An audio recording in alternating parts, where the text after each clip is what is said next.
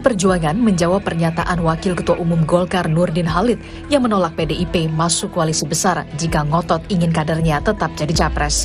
Sekjen PDIP Hasto Kristianto menegaskan, berdasarkan hasil Kongres Partai, PDI Perjuangan akan tetap mencalonkan kadernya untuk maju di Pilpres 2024. Keputusan soal siapa yang akan jadi capres dari PDI Perjuangan akan diumumkan oleh Ketua Umum Megawati Soekarno Putri.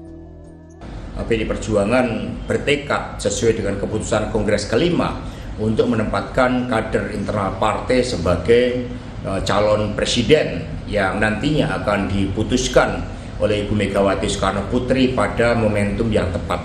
Meskipun demikian, di dalam kerjasama politik tersebut, PDI Perjuangan mengedepankan gotong royong bersama bagi kepentingan rakyat, bangsa, dan negara. Dalam program Satu Meja The Forum Kompas TV, Wakil Ketua Umum Golkar Nurdin Halid membeberkan alasan mengapa ia menolak PDIP masuk koalisi besar. Nurdin Halid bilang, jika PDIP bergabung dalam koalisi besar akan menambah kerumitan. PDIP tentu ya itu biasa saja, itu normal. PDIP pasti berjuang untuk kadernya. Ya. Dan apalagi elektabilitasnya juga cukup tinggi. Cukup tinggi kan, artinya bersaing lah tiga tokoh itu. Tapi kalau ini bergabung, maka itu menambah kerumitan. Sementara PDIP bisa mencalonkan sendiri. Jadi kalau pendapat saya, Bung Riko, PDIP mencalonkan sendiri, nanti setelah Pilpres selesai, misalnya PDIP menang gitu, barulah bergabung di pemerintahan. Oke.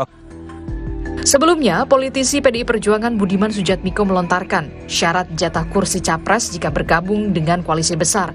Sejauh ini, PDIP memang belum memutuskan bergabung dengan partai lain dalam mengusung capres 2024. PDIP menjadi satu-satunya partai di parlemen yang bisa mengusung calon presiden tanpa harus berkoalisi dengan partai politik lain.